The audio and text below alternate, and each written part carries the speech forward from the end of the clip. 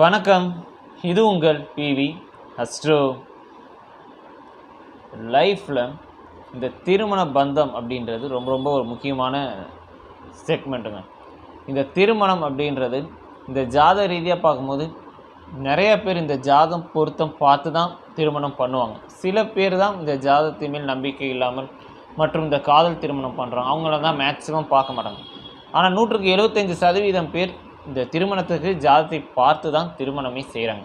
ஆனால் அப்படிப்பட்ட ஜாதகம் பார்த்து திருமணம் செய்யக்கூடிய அந்த திருமண வாழ்க்கை எல்லோருக்கும் சிறப்பளிக்கிறதா அப்படின்னா நிச்சயமாக கிடையாது. பல பேர் நன்றாக இருக்கிறார்கள். ஆனால் நிச்சயமாக சில பேர் அந்த திருமண வாழ்க்கை கசப்புடனும் அல்லது பிரிவினையுடனும் தான் வாழ்ந்து கொண்டிருப்பார்கள். நம்ம பிரிஞ்சு போகிறது இல்லை சண்டை சிச்சரோடே வாழ்கிறதுக்கான காரணம் ஏன் இப்போ அந்த பொருத்தம் சரியாக பார்க்கலையா, திருமணம் வரன் பார்க்கும்போது அந்த கட்ட பொருத்தம் சரியாக பார்க்கலையா, இல்லை 2 பேருக்குள்ளே அந்த ஜாத பொருத்தம் சரியாக இல்லையா, ஏன் இதை ஜோதிடர் கவனிக்கலையா, இல்லை பெற்றோர்களும் சரியாக பார்க்கலையா அப்படின்னா இது யாரோட தவறு நடந்திருக்கும் அப்படின்னா இதில் தவறு அப்படின்னு சொல்கிறதுக்கு யாரையுமே குறிப்பிட்டு சொல்கிறதுக்கு யாருமே கிடையாதுங்க. ஏன்னா விதியை சார்ந்து தான் சேருமே, அதன் அமைப்புப்படி தான் அது அமையுமே. ஒரு ஜாதக கட்டத்தில் ஒரு ப்ளஸ்ஸு ஒரு மைனஸ், ஒரு திருமண வாழ்க்கை ஒரு ப்ளஸ்ஸும் இருக்குது, அந்த இடத்துல மைனஸும் இருக்குன்னா அவங்களுக்கு பொருத்தம் பார்க்க பண்பது அப்படின்றது ஒரு வகையில் சாத்தியமாக இருக்கும். அது திருமண வாழ்க்கை நல்லாவும் இருக்கும். ஆனால் சில பேரோட ஜாதக கட்டத்தில் இவங்களுக்கு கட்டாயம் திருமண வாழ்க்கை முதல் தாரம் பிரிவினை வர வேண்டும் என்ற விதிப்பயன் அமரப்பெற்றிருந்தால், இவங்களுக்கு 2ஆம் வாழ்க்கையின் மூலமாகத்தான் இவரோட திருமண வாழ்க்கை சிறப்பளிக்குன்ற அமைப்பு அந்த இடத்துல இருந்தால் அதை மாற்றவே முடியாது. அது யார் ஜாதக கட்டத்தில் இருந்தாலும் சரி. இதற்கு நீங்கள் என்ன தான் பொருத்தம் பார்த்து பண்ணாலும், என்ன நாள் நட்சத்திரம் பார்த்து திருமணம் செய்திருந்தாலும் நிச்சயமாக பிரிவினை வரத்தான் செய்யும். ஏன்னா அதோட அமைப்பு அதுதான். அதாவது விதியை சார்ந்து தான் அமையுமே. அப்போ விதியை மதியால் வெல்ல முடியாதா? விதியை மதியால் வெல்ல வேண்டும் என்றாலும் அந்த மதிக்கும் இங்கே விதி இருக்க வேண்டும். சரிங்களா? விதியை எந்த ரூபத்திலும் யாராலும் வெல்லலாம் முடியாது. அது வெல்லணுன்ற அமைப்பு அந்த ஜாதகத்தில் இருந்தால் வேணால் அதுக்கான சாத்தியக்கூறுகள் அமையும். சரிங்களா? சரி, ஒரு ஜாதகத்தில் இந்த திருமண பிரிவினை, திருமண கஷ்ட நஷ்டம், இந்த வாழ்க்கை கசந்து போவதற்கான காரணம் என்ன அப்படின்னா, ஒரு ஜாதகத்தில் ஒரு ஆணாக இருக்கட்டும் அல்லது பெண்ணாக இருக்கட்டும் அவனோட 7ஆம் இடம் தான் கலஸ்தரஸ்தானம், 2ஆம் இடம் குடும்பஸ்தானம் சொல்லுவோம். இந்த 7ஆம் இடத்து அதிபதி வலிமை இழந்திருந்தால், பங்கப்பட்டு இருந்தால், தோஷம் பெற்று இருந்தால், அட் த சேம் டைம் 11ஆம் இடத்து அதிபதி வலிமை பெற்றிருந்தால் இவர்களுக்கு நிச்சயம் முதல் தாரம் நிலைக்காது. ஒன்று 7ஆம் அதிபதி வலிமை இழந்து கெட்டிருந்தாலும் முதல் தரம் பிரேக்கப் ஆகிடும். 7ஆம் இடத்தை விட 11ஆம் அதிபதி வலிமையாக இருந்தாலும் முதல் தரம் பிரேக்கப் ஆகும். ஏன்? ஏன்னா 2ஆவது லைஃப் வரணுன்றது அமைப்பு, செகண்ட் லைஃப் இஸ் பெட்டர் லைஃபாக வரணுன்ற அந்த அமைப்பு அந்த இடத்துல இருக்கும். ஸோ அப்போ ஆட்டோமேட்டிக்காக முதல் லைஃப் அப்போ போகணுன்ற விதி இந்த இடத்துல ஆட்டோமேட்டிக்காக இந்த இடத்துல வந்துடும். ஸோ இதுதான் விஷயம். சரிங்களா? ஸோ இதன் அடிப்படையில் ஒரு ஜாதகத்தில் ஃபஸ்ட்டு 7ஆம் இடத்து அதிபதி எந்த அளவு வலிமையாக இருக்கார், அது வலிமைனா எப்படி இருக்கணும் அப்படின்ற ஒரு கான்செப்ட் இருக்குது. இது பொதுவாக ஆட்சி உச்சம் பெற்றிருந்தால் நல்லது, நீசம் பெற்றிருந்தால் நல்லது இல்லை, நீசம் பெற்றால் சிறப்பு கிடையாது, உச்சம் பெற்றிருந்தால் சிறப்பு, அப்படியெல்லாம் நிச்சயமாக கிடையாது. ஒரு திருமண பொருத்தம் அப்படின்றத விட இந்த ஒரு ஜாதகத்தில் திருமண வாழ்க்கை இப்படி தான் அமையுன்றது டெஃபினட்டாக சொல்ல முடியும். இது ப்ளஸ்ஸாக மைனஸாக இவங்களுக்கு பிரிவினை வருன்றது டெஃபினட்டாக சொல்லவும் முடியும். பட் இதை சில ஜோதிடர்கள் சொல்ல மாட்டாங்க. என்ன காரணம்னா, ஏன்னா ஒரு பெற்றோர்கள் ஒரு ஆசையோடு கேட்கும்போது இந்த பையனுக்கோ இல்லை இந்த பொண்ணுக்கோ தாரதோஷம் ஆகிடும், முதல் தரம் போயிடும் அப்படின்னு சொல்ல மாட்டாங்க. பட் அதுக்கான மாற்று வழி என்ன? ஒன்று காலதாமத திருமணம் பண்ணுறது. ஒரு பையனா 30-32 வயசுக்கு மேலே மேரேஜ் பண்ணுறது, பொண்ணா ஒரு 28 வயசுக்கு மேலே திருமணம் பண்ண சொல்கிறது. இந்த மாதிரி சொல்கிறதுன்றது தான் ஒரு கரெக்டான ஒரு என்னையை பொறுத்தவரைக்கும் ஒரு நல்ல ஒரு கரெக்டான ஒரு ப்ரெடிக்ஷனாக இப்படி சொல்லலாம், ஒரு சஜஸ்ட் பண்ணலாம். பட் இதை ஏற்பாங்களா அவங்க? ஒரு 24 வயசு, ஒரு 26-27 வயசு ஒரு பையனுக்கு திருமணம் பண்ணணும் அப்படின்னு வராங்க. அவங்ககிட்ட உங்கள் பையனுக்கு தோஷம் இருக்குங்க, 32 வயசுக்கு மேலே பண்ணுங்கன்னு சொன்னால் அது ஏற்றக்கூடிய மனப்பான்மை அந்த பெற்றோருக்கு நிச்சயமாக இருக்கவே இருக்காது. என்ன அவன் லூசுத்தனமாக சொல்லிட்டு இருக்கான், என் பையனுக்கு 27 வயசு ஆச்சு, நான் கல்யாணம் பண்ணணும்னு நினச்சி வந்திருக்கேன், இப்போ போய் இன்னும் 5 வருஷம் கழித்து சொல்கிறேன், இவன் வேலைக்கு ஆக மாட்டான், நான் வேறு ஒரு ஜோசியர்கிட்ட போவேன்னு சொல்லுவாங்க.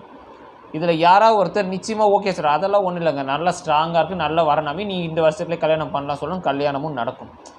ஏன்னா விதி வலியது. இந்த விதின்றது யாரோ ஒருத்தரோட கையை பிடிச்சி கரை சேர்த்து விட்டுரும். இதுக்கு அந்த ஜோசியக்காரப்போ தப்பா? நிச்சயமாக கிடையாது. உன் விதி இந்த நல்லா இருந்தால் நீ ஏன் போய் போய் மாற்ற?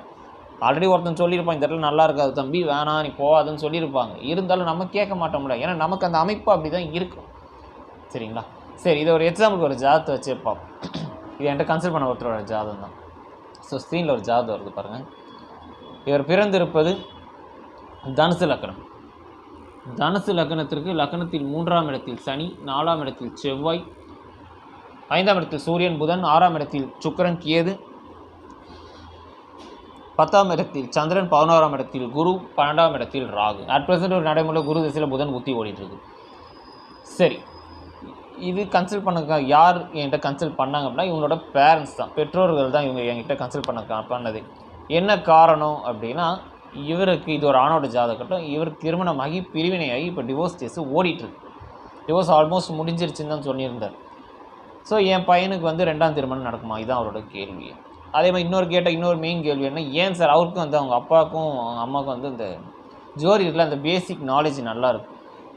7ஆம் அதிபதி நல்லா தானே இருக்கார், குடும்பாதிபதி நல்லா தானே இருக்குது, ஆட்சி பெற்றிருக்கார் சனி, 3ஆம் இடத்தில் ஆட்சி, 7 கலஸ்திர ஸ்தானாதிபதி உச்சம் பெற்ற சூரியனோட கூடப்பட்டு குருவால் பார்க்கப்பட்ட நிலையில் நல்லா இருக்கார். நடைமுறை குரு தசை லக்னாதிபதி தசை தான் நடக்குது.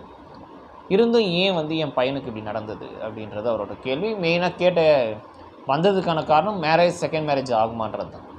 சரி, ஃபஸ்ட்டோட செகண்ட் மேரேஜ் ஆகுமா ஆகாதுன்றதை அவங்களோட பிரச்சனை நம்ம அவங்களுக்கு சொல்லிட்டோம். ஏன் வந்து ஃபஸ்ட்டு மேரேஜ் பிரேக்கப் ஆச்சு, அவர் சொன்ன மாதிரியே கான்செப்ட் தான். 2ஆம் அதிபதி ஆட்சி தான் சனி, 3ஆம் இடத்துல ஆட்சி பெற்ற நிலையில் தான் நிற்கிறார்.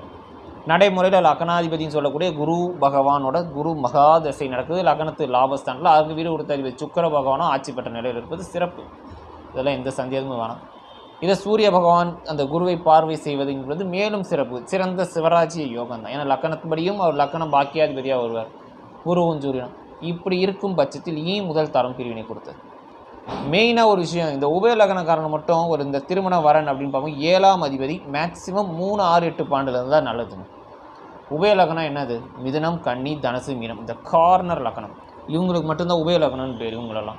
இவங்களுக்கு மேக்சிமம் 7ஆம் அதிபதி 3, 6, 8 பாண்டில் அமர பெற்றிருந்தால் நிறைந்த வாழ்க்கை நிச்சயமாக இருக்கும். 90% இருக்கும். இந்த 10% வேறு ஏதாவது கிரக சேர்க்கையில் கொலாப்ஸ் ஆகலாம். மற்றபடி இந்த உபயோகம் இந்த 1, 5, 9 இல்லை 1, 4, 7, 10 கேந்திரத்திலோ தீர்க்கொண்டு நல்லா வலுத்து நிறைந்து நின்றால் நிச்சயம் அந்த வாழ்க்கை துணை அந்த திருமண வாழ்க்கையில் சிறப்பளிப்பதே இல்லை. சில பேருக்கு கஷ்ட நஷ்டத்தோடு ஓடும், சில பேருக்கு பிரச்சனையோடு ஓடும், சில பேருக்கு பிரிவினை நடக்கும். அந்த பிரிவினை நடப்பதுன்றது அந்த கிரக நிலையை பொறுத்து. ஏன்னா நான் நார்மலாகவே வந்து உபயோகம் 7 1, 5, 9 நின்றாலே வந்து அவங்க பிரிஞ்சிருவாங்கன்னு சொல்ல வரல. ஆனால் பிரச்சனைன்றது நிச்சயமாக ஏதோ ஒரு காலகட்டம் வரையுமா நிச்சயமாக இருக்கும். அதே 3, 6, 8 பாண்டில் இருந்தால் நிச்சயமாக நல்லா இருப்பாங்கன்றத ஒரு 85 to 90% டெஃபினட்டாக சொல்ல முடியும். ஏன் உபய லக்னம் இந்த பிரச்சனை அப்படின்னா, இந்த உபய லக்னம்ன்றது கார்னர் லக்னம் தான், சரிங்களா? கன்னி, மீனம், தனுசு மற்றும் மிதுனம், இந்த கார்னர் லக்னம் பேர் தான் உபய லக்னம் பேர். இவனுக்கு 7ஆம் இடம் தான் கலஸ்திர ஸ்தானம். இந்த 7ஆம் இடத்து கலஸ்திர ஸ்தானாதிபதி இந்த லக்னத்துக்கு பாததாதிபதியாகவும் வருவார். அது மட்டும் இல்லாமல் கேந்திர ஆதிபத்திய தோஷமும் பெறுவார். இதுதான் இந்த பெரிய மைனஸ். இப்போ இந்த ஜாதகம் தனுசு லக்னம் 7ஆம் அதிபதி யார்? புதன் வந்து இந்த லக்னத்துக்கு கலஸ்திர ஸ்தானாதிபதி 10 ஜீவனாதிபதினு தான் நம்ம சொல்லுவோம். உண்மைதான், நான் இல்லைன்னு சொல்ல. அவர் கேந்திர ஆதிபத்திய தோஷம் பெற்றவர் இந்த லக்னத்திற்கு. அதே மாதிரி பாததாதிபதி தன்மையை உடையவர். ஸோ இவர் 3, 6, 8 12 இருந்தால் கெட்டோர் மேலும் கெடும்போது அது யோகமாக மாறும், ராஜயோகமாக கூட அது மாறும். ஆனால் இந்த கெட்டோர் கெடணும், கெட்டாதான் அது நல்ல ஆதிபத்தியத்தை அது கொடுக்கும், இல்லைனா மைனஸ் ஆக்கிடும். கெடணும்னா எப்படி இருக்கணும், அதுதான் சொன்னேன், இந்த மறைவு ஸ்தானம் 3, 6, 8 12 இருக்கணும். சரி, அப்படி இல்லை நிறைந்து நின்றால் அந்த கிரக சேர்க்கையை பார்க்கணும். இப்போ இந்த ஜாதகத்துக்கு 5ல் நிற்கிறார் புதன். இப்போ புதன் 5ல் நிற்கக்கூடிய புதன் சூரியனோடு பின்னப்பட்டு குருவால் பார்க்கப்பட்டு சனியாலும் பார்க்கப்பட்ட நிலையில் இருக்கார். இது நிறைய பேர் என்ன சனி பார்த்துருச்சு அதனால தான் கெடுத்துருச்சு, நிச்சயமாக கிடையாது. இந்த புதன் ஏன் கலசரஸ்தான் கெட்டதுக்கான காரணம் என்ன, புதன் லக்னத்துக்கு 5ல், அதுவே ஃபஸ்ட்டு மைனஸ் தான். எங்கேயாவது 3, 6, 8 12 இருக்கணும்னு நிற்கலை, 5ல் வலுத்து நிற்கிறார். சரி, அந்த புதனை இருக்கக்கூடிய நட்சத்திராதிபதி யாருன்னு பாருங்கள், கேது. அஸ்வினி நட்சத்திரக்காரர். அந்த கேது நீசம். ரிஷபத்தில் ராகு கேது இருந்தால் அது நீசம், விருச்சகத்தில் இருந்தால் அது உச்சம்னு அர்த்தம். அப்போ ஆட்டோமேட்டிக்காக இந்த 7ஆம் அதிபதி மறைந்து நிற்கணும், மறையாமல் நிற்கிறாரு, நிறைந்து நிற்கிறாரு. அவர் வாங்கிய நட்சத்திராதிபதி நீசம் பெற்ற நிலையில். அப்போ ஆட்டோமேட்டிக்காக இந்த ஒரு பாயிண்ட்டு போதும். இது ஒன்று. சரி, இப்போ இந்த லக்னத்துக்கு அப்போ 7ஆம் அதிபதி கெடுகிறார் அப்படின்ற ஒரு கான்செப்ட் ஓகே வந்துருச்சு. இப்போ நீங்கள் கேட்கணும், அப்போ நடைமுறை புதன் தசை வந்தால் தானப்பா பிரச்சனை. இந்த ஜாதகத்தை புதன் தசையே வரலையே, லக்னத்துக்கு குரு தசை தானே நடக்குது, அப்புறம் ஏன் கெடுத்துச்சு? குரு லக்னத்துக்கு யோகாதிபதி லாபமனையில் தானே இருக்கார். உண்மைதான், நான் இல்லைன்னு சொல்ல வரல. பட் அந்த குரு தனித்து நிற்கிறார், அது கூட பெரிய தவறுன்னு நான் சொல்ல வரல. ஆனால் அந்த குரு யாரை பார்க்குறார்? சனியை பார்க்குறார், புதனை பார்க்குறார். 7 கலஸ்தர ஸ்தானாதிபதினு சொல்லக்கூடிய புதனை பார்வை செய்கிறார். 2ஆம் இடம் சொல்லக்கூடிய குடும்பஸ்தானாதிபதியை அந்த சனியையும் அந்த குரு பார்ப்பார். அதாவது 7ஆம் இடத்தையும் குரு பார்ப்பார், 7 அதிபதியும் குரு பார்ப்பார். இந்த புதனோ தனித்து நிற்கிறார், அதோட சூரியன் பின்னப்பட்டு சனியால் பார்க்கப்பட்ட நிலையில் நிற்கிறார். அப்போ குடும்பஸ்தானம்ன்றது லக்னத்துக்கு 2ஆம் இடம், தனுசு லக்னம் 2ஆம் இடம்ன்றது மகர மணியாக வரும். அந்த 2ஆம் இடத்தை கை வச்சுன்னா ஆட்டோமேட்டிக்காக அப்படி 6-8 பாயிண்ட் யாருன்னு பார்த்தீங்கன்னா இந்த 3 கிரகம் தான் வரும். அதாவது தனுசு லக்கணத்திற்கு 6-8 பாயிண்ட் யாருன்னு சொல்ல வரல. தனுசு லக்கணத்துக்கு 2ஆம் இடம்ன்றது குடும்பஸ்தானம், குடும்பஸ்தானத்துக்கு 6-8 பாயிண்ட் யார்? புதன், குரு, சூரியன். 2ஆம் அதிபதி யார்? சனி. இப்போ ஆட்டோமேட்டிக்காக இந்த குரு எல்லாரையுமே அவரோட பார்வையினால் ஒரு ஜாயிண்ட் டச்சில் தான் வச்சுருப்பார். அப்போ கரெக்டாக பாருங்க, குரு திசை நடக்கும்போது டெஃபினட்டாக பிரிவினை நடந்துடும். சுய புத்தி நடக்காது, சுய புத்தி முடிச்சு சனி புத்தியில் நடந்துடும்.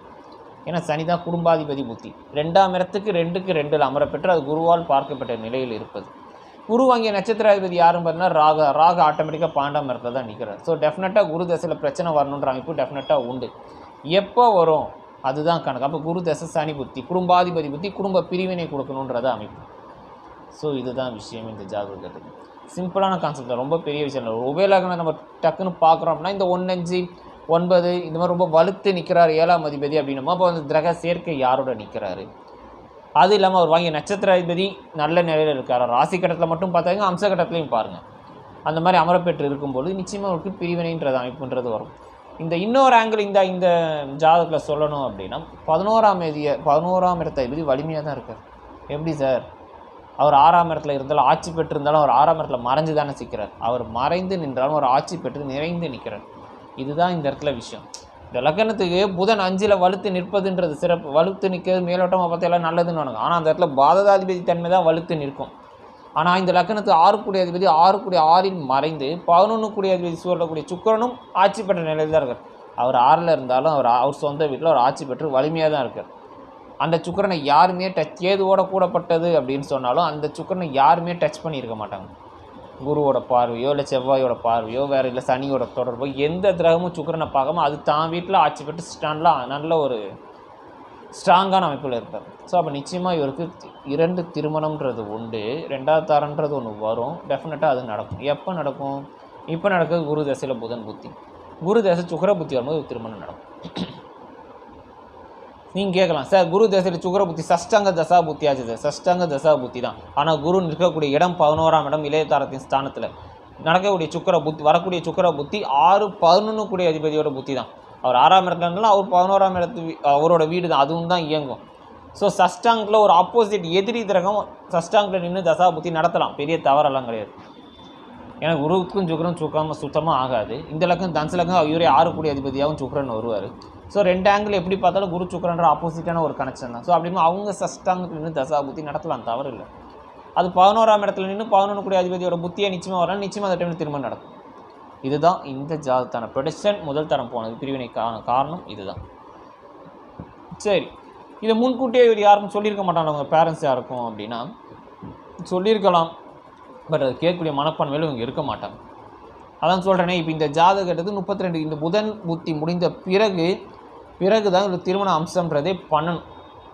புதன் புத்தின்னு கூட சொல்ல முடியாது. புதன் முடிச்சு இந்த சுக்கிர புத்தி வரும்போது இவருக்கு மஸ்ட்டு முதல் தாரமே பண்ணியிருக்கணும். நான் எப்படி பார்த்தா என்ன காரணம் அப்படின்னா, ஏன்னா புதன் புத்தின்றது 7ஆம் கலசரஸ்தானாதிபதி புத்தி இதுதான். அப்போ 7 கலசரஸ்தானாதிபதி வீக்காக தான் இருக்கார். அப்போ அந்த புத்தி முடிகிற வரைக்கும் வெயிட் பண்ணணும். அது புத்தி முடியும் கரெக்டாக 32 வயசு கிட்ட வந்துடும். அதை தான் நான் சொன்னேன் ஃபஸ்ட்டே, ஒரு 30-32 வயசு பிறகு தான் ஒரு தோஷம் இருந்தால் பண்ணணும் அப்படின்னு சொன்னது காரணம். அது இயற்கையுடைய மனப்பான்மை அப்படின்றது நம்மகிட்ட இருக்காது. அந்த இருக்கணுன்றனாலும் அந்த கிரகங்கள் தான் அதை கொடுக்கணும். இந்த இடத்துல கொடுக்காது. ஏன்னா 7ஆம் இடத்த குரு பார்த்து 7 அதிபதியும் குரு பார்க்குறார். அப்போ நிச்சயமாக ஒரு சீக்கிரம் தான் திருமணம் நடக்கும். இதுதான் விஷயம். அப்போ இந்த ஜாதகத்தை யாரையும் குறை சொல்லி எந்த புண்ணியமும் இல்லை. இவருக்கு சீக்கிரம் திருமணம் ஆகணுன்றதும் விதி பயன்தான். அந்த திருமணமாகி அது பிரிவினை ஆகணுன்றதும் விதி பயன்தான். இவருக்கு மறு திருமணம் அமையணுன்றதும் விதி பயன்தான். அந்த திருமணம் சிறப்பாக இருக்கும்ன்றதும் விதி பயன்தான். Second life is a better life நிச்சயமாக அமையும் இவருக்கு. இதில் சந்தேகமே இல்லை. ஏன்னா நடக்கூடிய தசை லக்னாதிபதி தசை. லக்னாதிபதி லாபமனை லாபம் தானே, அதுக்கு வீடு கொடுத்த அதிபதி ஆட்சி பெற்ற நிலையில் ஸ்ட்ராங்காக தான் நிற்கிறார். ஸோ லக்னத்துக்கு 9-10 சொல்லக்கூடிய தர்மகர்மாதிபதி யோகத்தில் இருப்பதுனால இவருக்கு பேர் புகழ் வளர்ச்சி கரியர் வைஸ் தொழில் ரீதியாக நல்ல முன்னேற்றம் அதெல்லாம் இருக்கும். அதில் எந்த குறையும் வராது. ஸோ சுக்கிர புத்தி முடிந்து பிறகு அடுத்து வர சூரிய புத்தி சந்திர புத்தி செவ்வாய் புத்தி எல்லாமே சூப்பராக இருக்கும். ஃபஸ்ட் கிளாஸாக இருக்கும், இருக்குது நல்ல ஒரு இம்ப்ரூவ்மெண்ட், நல்ல க்ரோத் இருக்கும், லைஃப் ஸ்டைலு டோட் நல்ல ஒரு இம்ப்ரூவ்மெண்ட்டாக இருக்கும். ஆனால் அந்த திருமண வாழ்க்கை அப்படி நம்ம இந்த இடத்துல பார்க்கும்போது 7ஆம் இடத்த அதிபதி வலிமை இழந்து தான் இருக்கார், பிரச்சனையில் தான் இருக்கார், தோஷத்தில் தான் இருக்கார். நம்ம வேணால் சொல்லிக்கலாம் சும்மா 5ல் நிற்கிறார் குரு பார்க்குறாருன்னு, அதெல்லாம் உண்மை தான். இந்த லக்கணத்தை அவர் அப்படி இருக்கக்கூடாது, மறைஞ்சு நிற்கணும். 3 8 பண்ணுறால் தான் அது வலிமை, இவருக்கு சேஃப், இந்த லக்கணக்காரருக்கு சேஃபாக இருக்கும். இல்லைனா பிரச்சனை பிரிவினையில் தான் வரும். சரிங்களா? ஸோ இதுதான் விஷயமே. ஒரு ஜாதகத்தில் ஒரு கிரகம் வலிமை இல்லையான்றது அந்த கிரகத்தின் இருக்கக்கூடிய நிலை வைத்து தான் சொல்கிறது தவிர மொட்டையாக ஆட்சி உச்சம் பெற்றாதான் நல்லது, நீச்சம் பெற்றுட்டாலே அந்த கிரகம் ஒன்றும் இல்லாமல் போயிடும், அப்படியெல்லாம் ஒரு விஷயம் நிச்சயமாக கிடையவே கிடையாது. அப்படி பார்த்தா இந்த இடத்துல இந்த புதன் வந்து குருவின் பார்வையில் உச்சம் பெற்ற சூரியனோட 5ஆம் இடத்துல இருப்பதுன்றது பெரிய யோகம். பட் நோ யூஸ், நிச்சயமாக பிரிவினை தான் வரும். ஸோ எந்தெந்த லக்கணத்தை எந்தெந்த கிரகம் எந்தெந்த இடத்துல இருக்கணும், எந்த கிரகம் பார்க்கணும்னு ஒரு கணக்கு இருக்குது. இதுதான் விஷயம். சரிங்களா? நாம் அடுத்த வீடியோவில் வேறொரு தலைப்புடன் சந்திப்போம். நன்றி, வணக்கம்.